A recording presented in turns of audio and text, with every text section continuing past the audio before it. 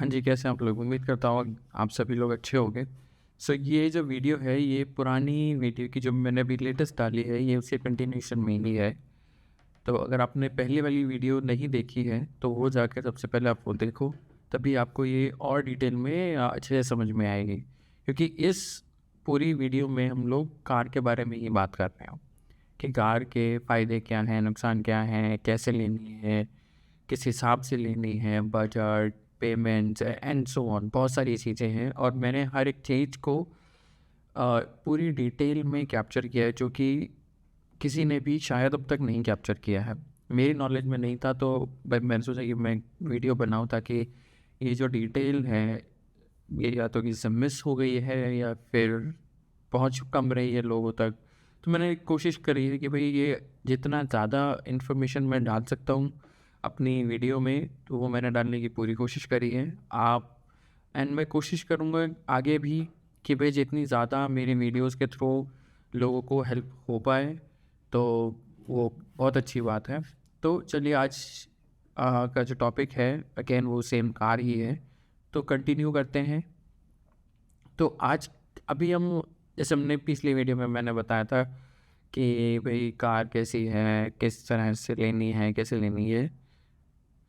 तो अभी हम बात करेंगे कि भाई पेमेंट्स के बारे में। हम यहाँ पे कनाडा में क्या है कि भाई 2 तरह की पेमेंट है। या तो आप बाई वीकली ले लो, वीकली ले लो, 2 नहीं कई तरह की हैं।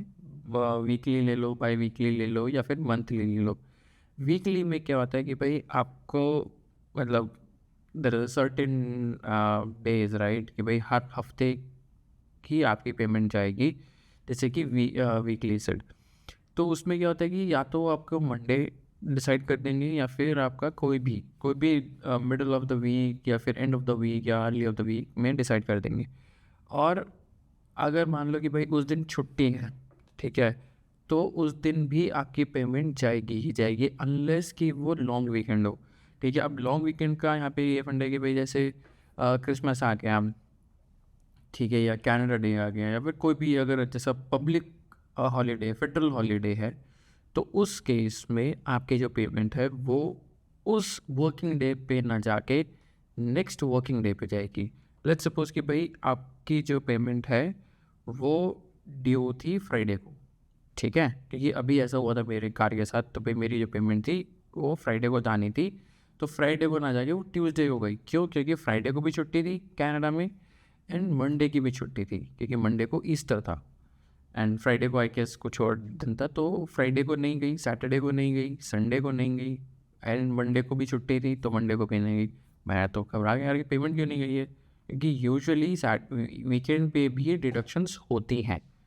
चाहे वो आपका कोई भी लेंडर हो, वो आपकी पेमेंट डिडक्ट कर लेगा। अब जब पेमेंट नहीं की, मैं सरप्राइज़ हो गया। फिर मैंने सोचा कि भाई हो सकता है छुट्टी हो, इस वजह से ना गई हो। देन वो जो पेमेंट है वो ट्यूसडे को अपने आप मॉर्निंग में डिडक्ट हो गई। सो ये तो था जी वीकली का। वीकली में नुकसान ये रहता है कि अमाउंट तो सेम ही रहता है, बट आपके नंबर ऑफ टर्म्स बढ़ जाते हैं। लेट्स सपोज आपने 5 साल के लिए कार का जो लोन दिया, ठीक है, बट उस पे इंटरेस्ट भी आपको कहीं ना कहीं ज़्यादा लगेगा वीकली पे।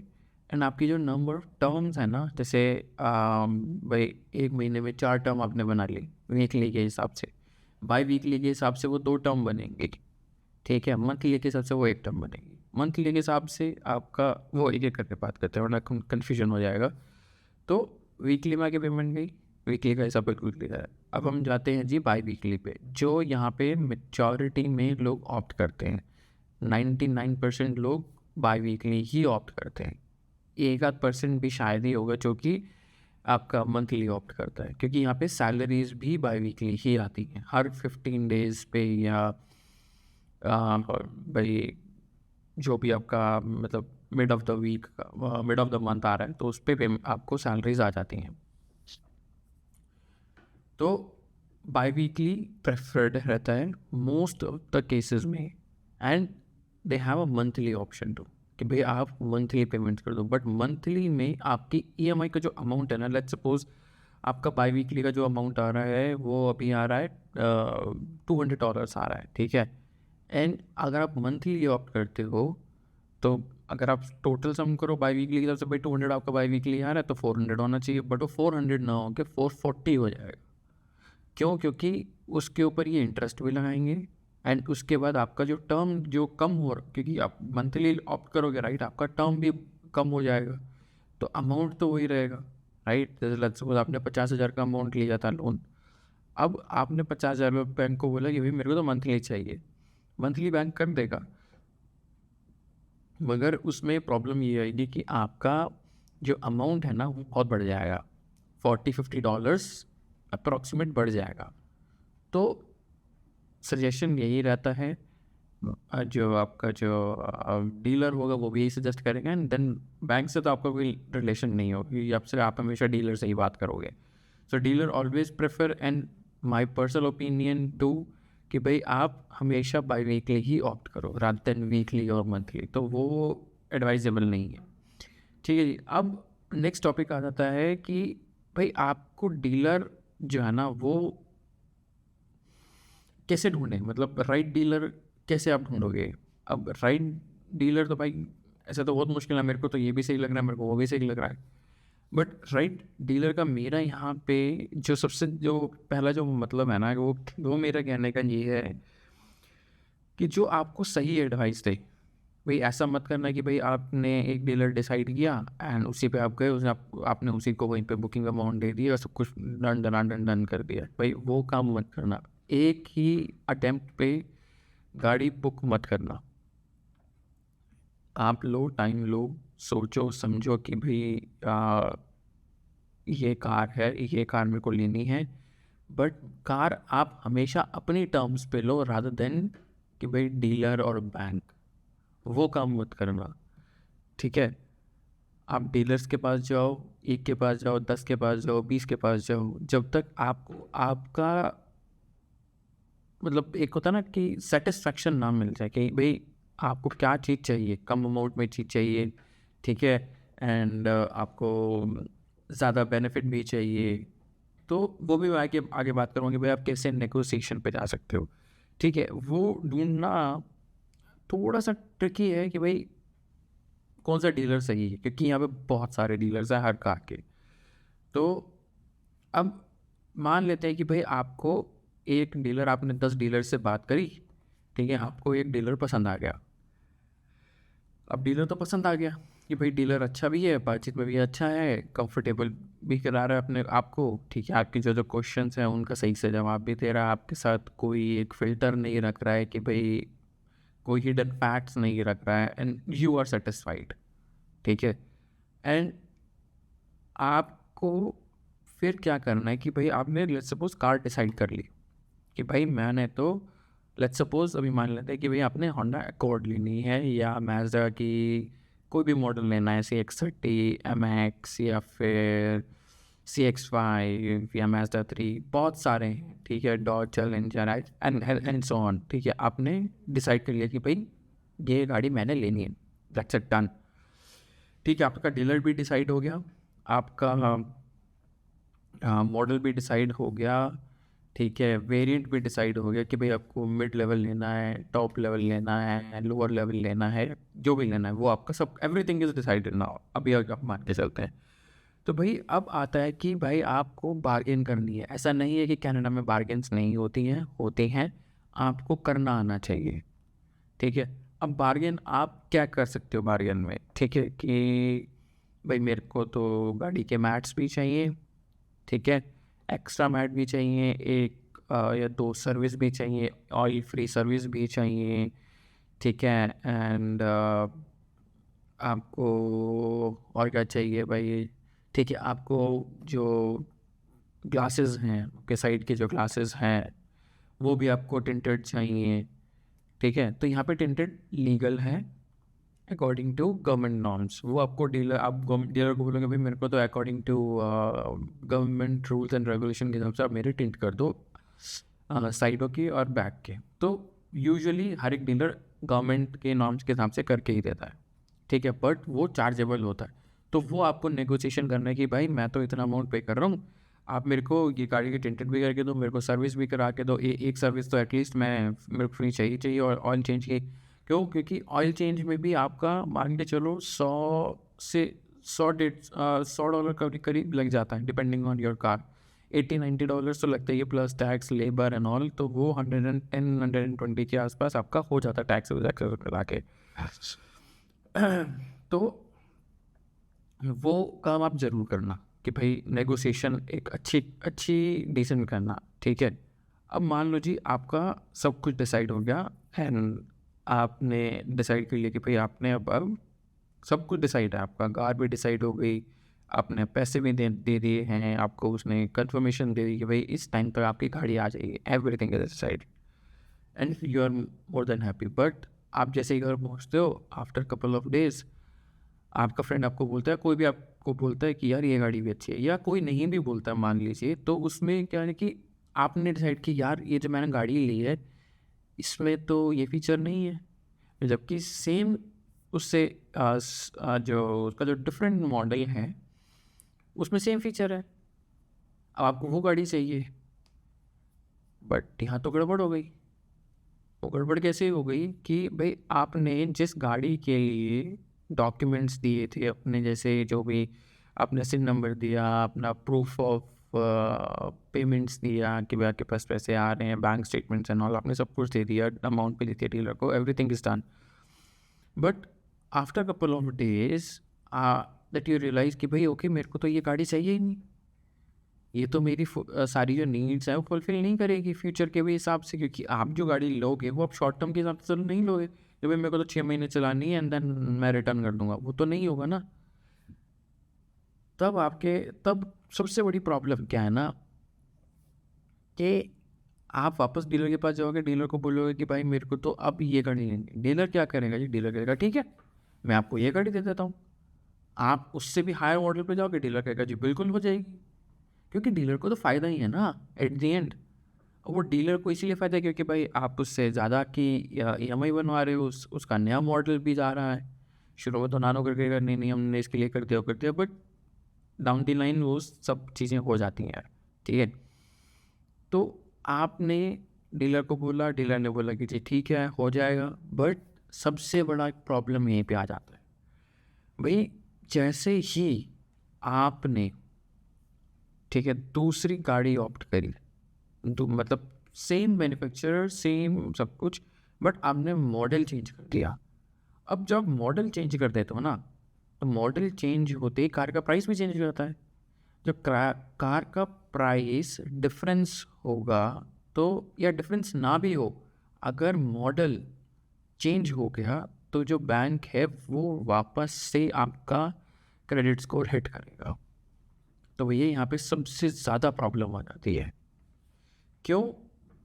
क्योंकि बैंक क्या करेगा जी, पहले तो बैंक जाएगा सेम मतलब डीलर जो है सेम बैंक के पास जाएगा कि भाई कस्टमर ने डिसाइड किया है कि भाई वो ये नहीं लेगा, वो ये कार लेगा। बैंक कहता है जी ठीक है मैं वापस से क्रेडिट स्कोर चेक करूँगा इसका पूरा का पूरा। तो जब हार्ड चेक करता है ना, तो आपके उसमें क्रेडिट स्कोर में एक और हार्ड चेक की क्वेरी आ जाती है। वो आपको नहीं दिखेगी, आपके क्रेडिट स्कोर में नहीं दिखेगी, जब तक आप इक्विफैक्स नहीं जाओगे या फिर ट्रांस यूनियन नहीं जाओगे, उनसे नहीं मांगोगे डिटेल, तब तक वो आपको नहीं दिखेगी। क्योंकि क्रेडिट स्कोर में आपके पास जो रिपोर्ट आती है वो एक कंसोलिडेटेड रिपोर्ट नहीं होती, वो एक ओवरव्यू रिपोर्ट होती है कि भाई आपके पास ये चीज़ें चल रही हैं, ये आपके नाम पे हैं, इसकी पेमेंट हो गई है, इसकी पेंडिंग है, इसकी जनरेट हो गई। जैसे आपने फ़ोन का बिल लिया है, कार ले रखी है, तो उसका हर महीने अपडेट होता है credit score.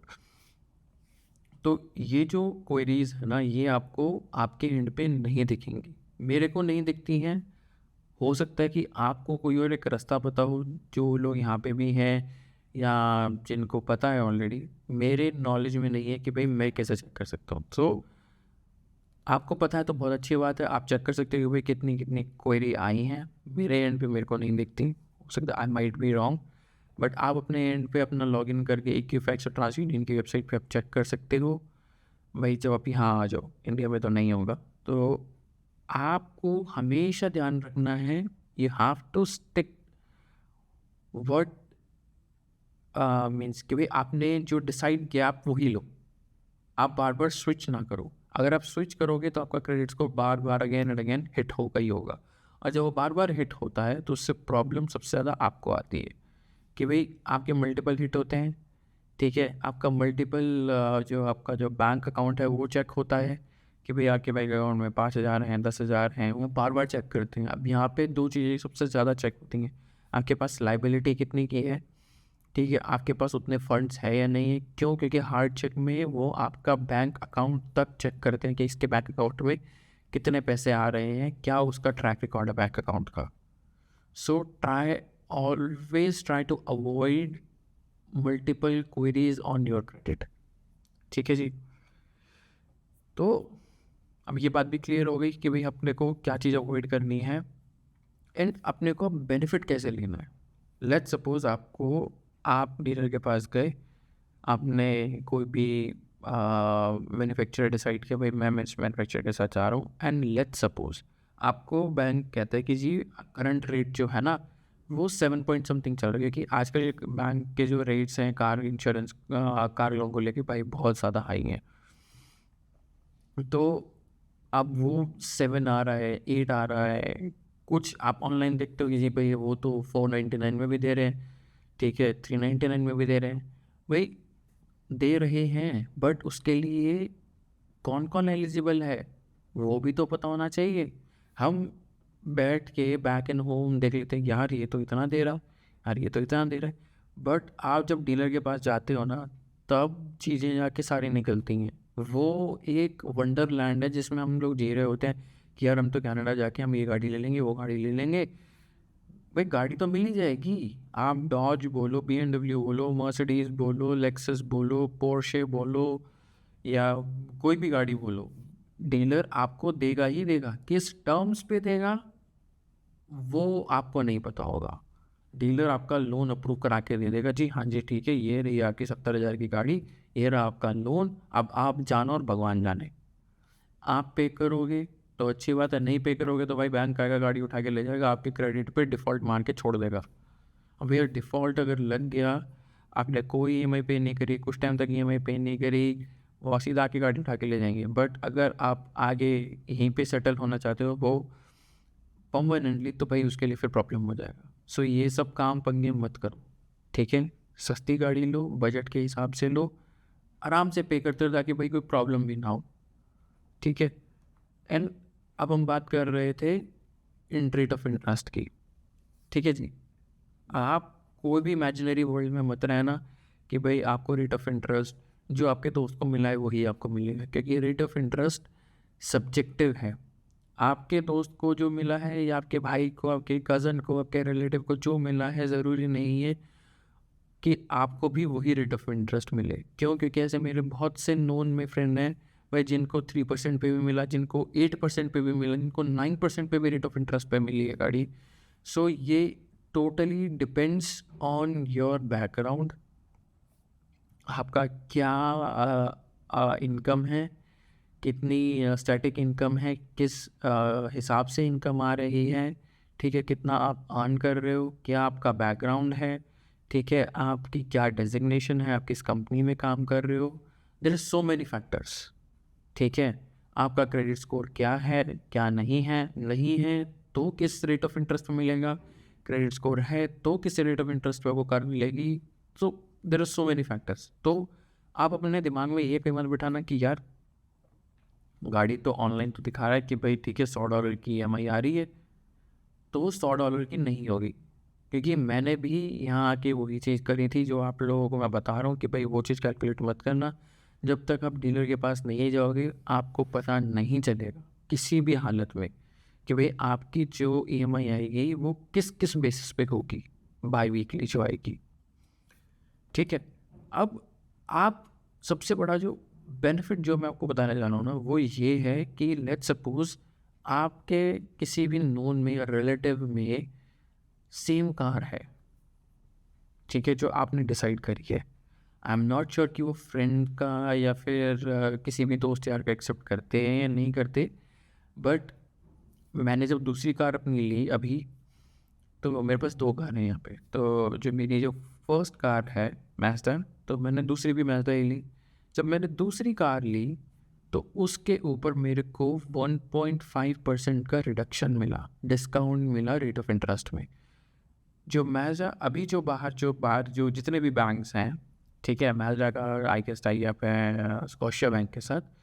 So generally they giving for everyone at around 7%, 7 और 6 समथिंग, बट हमारे को मिला 5.2। कितना बेनिफिट है, आपका मंथली पेमेंट्स भी कम हो गई, ठीक है, मतलब जो आपको जो अमाउंट है वो कम हो गया, इंटरेस्ट भी कम हो गया, आपका प्रिंसिपल अमाउंट बढ़ गया, इंटरेस्ट कम हो गया। सो वो हमेशा ध्यान रखना, अगर आपके नोन में या सराउंडिंग में सेम कार है, so always check whether they are ready to accept as an your friend or relative as an our loyalty, that they can add you as a loyalty, so आपको ताकि rate of interest थोड़ा कम मिल जाए, ठीक है जी। And अब loyalty भी हो गया, अपने को जंप भी नहीं करना है दूसरी कार्स पे या दूसरे मॉडल्स पे। अब यहाँ पे एक और सबसे बड़ा जो बेनिफिट है ना, वो मैं आपको और बताता हूँ कि जी सबसे बड़ा बेनिफिट क्या आता है कि आपने सब कुछ डिसाइड कर लिया कि भाई ये कार है ना, सब कुछ राइट। जैसे मैंने आपको कई बार बता चुका हूँ अपनी वीडियो में, अपने को क्या नहीं करना है, जो या हम अपने को किस चीज़ पे सबसे ज़्यादा ध्यान देना है while purchasing a car. Specially आपको बैंक को बोलना है कि भाई तो जो मेरा जो क्रेडिट स्कोर डालेगा ना, मेरी जो लोन के लिए जो रिक्वेस्ट टू सबमिट कर रहा है, तो सभी बैंक पे मत कर भाई, क्योंकि यहाँ पे NBFC जो बैंक्स भी काफ़ी सारे हैं। NBFC का मतलब क्या है, नॉन बैंकिंग फाइनेंशियल इंस्टीट्यूशंस, ठीक है, NBFC जिनको कहते हैं। तो आपको बैंक पे तो डालेगा ही डालेगा, सभी बैंक में जितने भी हैं यहाँ पे, TD, BMO, स्कॉशिया, ठीक है, एंड ये तो मेजर बैंक्स हैं। फिर आपका HSBC, सिटी बैंक, तो जो भी बैंक्स या नॉन बैंक्स यहाँ पे ऑपरेट कर रहे हैं, यहाँ पे प्राइवेट लेंडर्स भी हैं जो आपको लोन देते हैं, बट उनका रेट ऑफ इंटरेस्ट सेम आपके बैक इन होम कंट्री में भी सेम ऐसे ही होता है, हर जगह ऐसे ही होता है। कुछ बैंक्स होते हैं, कुछ नॉन बैंक्स होते हैं, आपको वो लोन तो देंगे, बट वो किस टर्म पे देंगे वो बहुत डिफिकल्ट है। आप इतने रश में तो हो नहीं कि भाई ठीक है आप उसको बोलो कि भाई तुम मेरे को 8% पे भी गाड़ी दे, ऐसी तो कोई ज़रूरत नहीं है भाई। मतलब ऐसा तो नहीं है कि भाई डो डाई वाली सिचुएशन, मेरे को तो कार चाहिए ही चाहिए। सो वो सिचुएशन नहीं है, एंड उम्मीद करता हूँ कि किसी के साथ वो नहीं होगी कि भाई वो कार लेनी ही लेनी है। तो हमेशा याद रखना कि भाई आप डीलर को बोलो कि भाई मेरी जो आप जो फाइल जो डाल रहे हो ना, वो 2 या फिर 3, मैक्सिमम 3 बैंक से ज़्यादा आप मत डालना। फिर आप जो चाहते हो, जो भी लिमिटेड बैंक्स हैं, ठीक है, आप उन्हीं में अप्लाई करो, तो वो आपको स्पेशली उनको इंस्ट्रक्शन देनी ही देनी है, अदरवाइज़ आपके लिए प्रॉब्लम हो जाएगी, क्योंकि वो सभी में आपकी रिक्वेस्ट डाल देंगे। अगर 10 बैंक हैं तो 10 में डालेंगे, उसमें नहीं होगा तो फिर दोबारा डालेंगे, दोबारा रिक्वेस्ट जनरेट करेंगे। सो वो सबसे बड़ा प्रॉब्लम हो जाएगा आपके क्रेडिट स्कोर के लिए फ्यूचर में। सो वो हमेशा अवॉइड करो, क्योंकि हमने जब दूसरी कार ली थी, मैंने उसको सीधा बोल दिया, मैंने कहा भाई मल्टीपल बैंक्स के लिए मत डालियो, ठीक है। अब बात करते हैं जी कि अब अपने को कार तो ले ली, कार सब कुछ हो गया, डिसाइड हो गया भाई ये सब कुछ है, बट कार आपको तभी वो डीलर देगा as per the government law and rules and regulations कि भाई आपको अगर कार लेके जानी है अपने घर, तो उसके लिए भाई आपको पहले इंश्योरेंस चाहिए। अब इंश्योरेंस कैसे मिलेगा भाई, आपको तो कार तो आपको उस दिन मिलेगी, तो इंश्योरेंस कैसे लोगे। तो यहाँ पे जो डीलर आपको इंश्योरेंस नहीं देता, आपको खुद लेके आना है, और इंश्योरेंस हमेशा वेरी करेगा इंडिविजुअल टू इंडिविजुअल। अब वो इंश्योरेंस मैं आपको कभी और डिटेल में बताऊंगा नेक्स्ट वीडियो में, आई गेस कमिंग कुछ वीडियोस में बताऊंगा कि भाई इंश्योरेंस है क्या चीज़, और इसके अंदर क्या क्या फैक्टर्स हैं, बेसिकली किस बेसिस पे आपको इंश्योरेंस मिलता है। तो अभी एक आइडिया देता हूँ। तो जो इंश्योरेंस आप जब अप्लाई करते हो, तो डीलर जो है आपको एक विन नंबर दे देता है, गाड़ी का विन नंबर दे देगा। अब वो विन नंबर आपका जो अगर करंट में कोई इंश्योरेंस चल रहा है, तो आप उस अपने डीलर्स एजेंट से बात करो कि भाई मेरे पास ये नई गाड़ी मैं ले रहा हूँ, ठीक है, और मेरा जो लाइसेंस है G2 है या G है, एंड वो आपसे सारी डिटेल मांग लेगा and then they will give you quotation. ठीक है, आपको एक कोटेशन दे देगा, हाँ भाई आपको फ़ोन पे ही बता देगा या ईमेल पे दे देगा कि भाई आपका ये अमाउंट आएगा आपकी इस गाड़ी का। तो अगर आप ओके करोगे तो वो आपका इंश्योरेंस जनरेट करके आपको दे देगा, एक एक कंफर्मेशन दे देगा। उस कंफर्मेशन के बेसिस पे आप डीलर के पास जाओ, वो कंफर्मेशन दे और आपको कार रिलीज़ कर देगा। जो पिंक स्लिप है, जो यहाँ पे हम एक्चुअल जो इंश्योरेंस की जो कॉपी है वो आती है 10 से 15 दिन में आती है। ठीक है, तो उसका आपको स्ट्रेस नहीं लेना है कि भाई वो इंश्योरेंस की पिंक स्लिप नहीं है तो आप गाड़ी नहीं चला सकते, ना ना ना, ऐसा कुछ नहीं है। वो आपको जो जिस भी आपने इंश्योरेंस कंपनी से लिया है तो वो आपको बाय कोरियर घर पे आती है, बट आप गाड़ी चला सकते हो क्योंकि वो जो स्लिप है वो 30 डेज तक वैलिड होती है। जो आपको जो इंश्योरेंस एजेंट जो आपको देगा, एक वो वाइट पेपर पर सब कुछ लिखा होता है कि ये विन नंबर है, ये इस दिन से एक्टिवेट है एंड ऑल्सो ऑन। सो वो आप अपने साथ हमेशा रखना। ठीक है, एंड अब उसके बाद आपका जो नेक्स्ट फैक्टर जो आता है कि आप जब भी आप गाड़ी ले रहे हो, एंड चाहे वो नई हो चाहे पुरानी हो, नई के केस में आपको 2 ईयर्स तक ज़ीरो डिप्रिसिएशन मिलता है, जैसे मैंने अपनी फर्स्ट वीडियो में बताया था। एंड पुरानी के केस में ज़ीरो डिप्रिसिएशन आपको नहीं मिलेगा। ठीक है, उस पुरानी कार का इंश्योरेंस भी वेरी करेगा कि भाई वो कौन से ईयर का मॉडल है। ठीक है, उसके ऊपर कोई उस विन नंबर पे बेसिकली कोई एक्सीडेंट, कोई हिट एंड रन, कुछ ऐसा केस तो नहीं है। तो there are so many things कि भाई इन सारे में जो फैक्टर्स हैं उसके बेसिस पे भी कार का इंश्योरेंस डिसाइड होता है। ठीक है जी, एंड लास्ट का जो टॉपिक है जो मेरा है अभी आज का, जो इस वीडियो में जो मैं कवर कर रहा हूँ, वो है जी सर्विस कॉस्ट। आपको कार हमेशा वो प्रेफर करनी है जिसकी सर्विस कॉस्ट भी कम हो। भाई अगर आप BMW, मर्सिडीज और जो जितनी भी बड़ी बड़ी भारी भरकम गाड़ियाँ हैं जो अगर आप वो ले लोगे तो भाई इनकी सर्विस कॉस्ट भी महंगी आएगी ही आएगी, राइट। तो अगर हम नए नए आए हैं या पुराने भी हैं, भाई पैसे हर एक को बचाने हैं। ठीक है, तो आप हमेशा ये प्रेफर करो कि आपकी कार की सर्विस कॉस्ट मैक्सिमम $100 से ऊपर नहीं जानी चाहिए। क्यों? क्योंकि भाई इंजन ऑयल की जो सर्विस कॉस्ट है वो 110 के आसपास आती है, दैट वो भी ठीक है।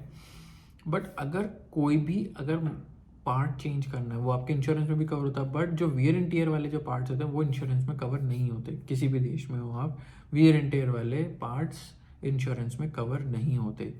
जैसे भाई आपका डिस्क पैड घिस गया है, नया डिस्क पैड रिप्लेस होगा तो वो इंश्योरेंस में कवर नहीं होगा। ठीक है, टायर रोटेशन है, विंटर टायर लगाने आप सोचो इंश्योरेंस में ना, वो सब इंश्योरेंस में कवर नहीं होता है। ठीक है, जो भी ऐसा सेट जो भी वियर एंड टियर वाले जो कंपोनेंट्स हैं वो इंश्योरेंस में कवर नहीं होते अनलेस कि वो कोई मेजर पार्ट है।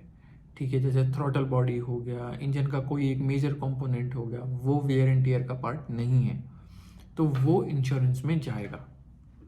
ठीक है, बट आपको इंश्योरेंस में भी अपने पुरानी कार के केस में आपको इंश्योरेंस केस में भी अपने इंश्योरेंस को बोलना है कि भाई मेरे को bumper to bumper part by part का इंश्योरेंस चाहिए। बेशक थोड़ा सा ज़्यादा हो बट आपकी आने वाले कुछ टाइम में सरदर्दी खत्म हो जाए। क्यों? क्योंकि भाई पुरानी गाड़ी आज है कल नहीं है, कुछ हो जाए, हाईवे पे कुछ हो जाए। ठीक है, आपको रोड साइड असिस्टेंस भी लेना भाई, वो आप डीलर से भी ले सकते हो, वो आप इंश्योरेंस से भी ले सकते हो, बट आई वुड रिकमेंड कि आप डीलर से भी लो और इंश्योरेंस से भी लो। डीलर से आई गेस यार, इंश्योरेंस से तो फ्री ऑफ कॉस्ट आता है, ठीक है, ज़्यादा कुछ नहीं आता है कि $10-15 लगते हैं, बट जो डीलर के पास से आता है वो थोड़ा सा महंगा आता है। तो मैंने तो दोनों लिए हैं। ठीक है, डीलर के पास से भी और आपका इंश्योरेंस के पास से, हमारे पास दोनों है। ठीक है, एंड वो भी वेरी करता है कि आप कब तक का लेना चाहते हो। ठीक है, मैंने 7 ईयर्स तक का दोनों कार पे मेरी, तो आप दोनों कार, आपके पास जो भी कार है आप उस पर, आपका जब तक का लोन है आप तब तक का आप लो उस पर। ठीक है, तो जी आज ये जो सेकंड वीडियो है पूरा कार का, ये यहीं पे अब मैं कंप्लीट करता हूँ क्योंकि मैंने सारी चीज़ें कवर कर दी हैं and I don't think so कि भाई अब इसमें कुछ रहा है, बट अगर इसमें कुछ रहा भी होगा तो आने वाली वीडियोस में मैं ज़रूर कवर कर दूंगा। आप मेरे को कमेंट्स में बता सकते हो कि आपको और क्या जानना है कार से रिलेटेड, या कोई भी आपके दिमाग में कोई भी और डिटेल हो तो आप मेरे को सब कमेंट बॉक्स में आप डाल सकते हो। And please don't forget to subscribe my channel, like, share, and जितना ज़्यादा हो सके आप शेयर करो, ताकि ये वीडियोस जो हैं ये इंपॉर्टेंट वीडियोस हैं यार, जो मैंने इतनी मुश्किल से इन्फॉर्मेशन कलेक्ट करी, मेरे को सब कलेक्ट करने में 2-2.5 साल लग गए।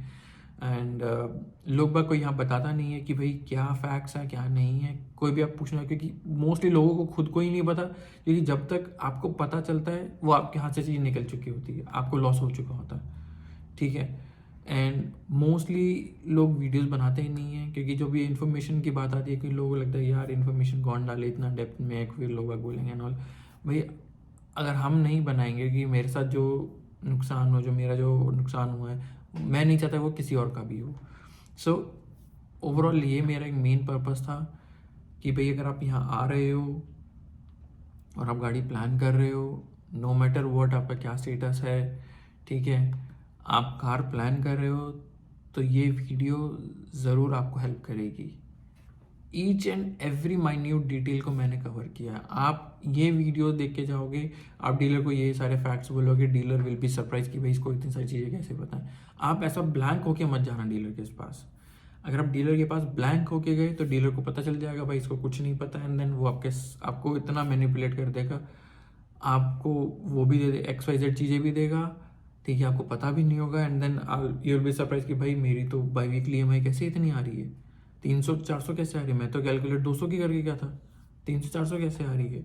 एंड वो सबसे बड़ा मेजर ड्रॉबैक होता है कि आपको चीज़ें पता ही नहीं थी, डीलर आपको XYZ चीज़ें चिपका देता है। कुछ डीलर यहाँ पे बहुत अच्छे हैं, वो आपको कुछ ऐसा फालतू का नहीं चिपकाते, आपको हर एक चीज़ आपसे पूछते हैं कि भाई ये चीज़ ये है, इसका मतलब ये है, ये यहाँ ऐसे फ़ायदा करेगी, ये इसका नुकसान है, वो आपको नहीं देगा। कुछ लोग बहुत अच्छे हैं, कुछ लोग भाई आपको नहीं बताते। सो वो एक अवेयरनेस आने में कई बार टाइम लग जाता है, क्योंकि यहाँ के रूल्स हमारी बैक होम कंट्री के हिसाब से नहीं है। यहाँ के rules and regulations, bodies and all सब कुछ डिफरेंट है। So it will take some time to understand कि भाई क्या चल रहा है क्या नहीं चल रहा है। जब तक आप समझोगे तब तक कई बार गाड़ी हाथ से निकल जाती है। सो वो चीज़ ना हो, उसका सिर्फ और सिर्फ यही पर्पस था कि ये वीडियो मैं बनाऊं और आपको आपके साथ शेयर करूं, ताकि ये आपको भी बेनिफिट करे। सो मिलते हैं अब नेक्स्ट वीडियो में एक नए टॉपिक के साथ, अगेन एक नई full fledge in and out detail के साथ। तब तक के लिए see you, bye bye, take care.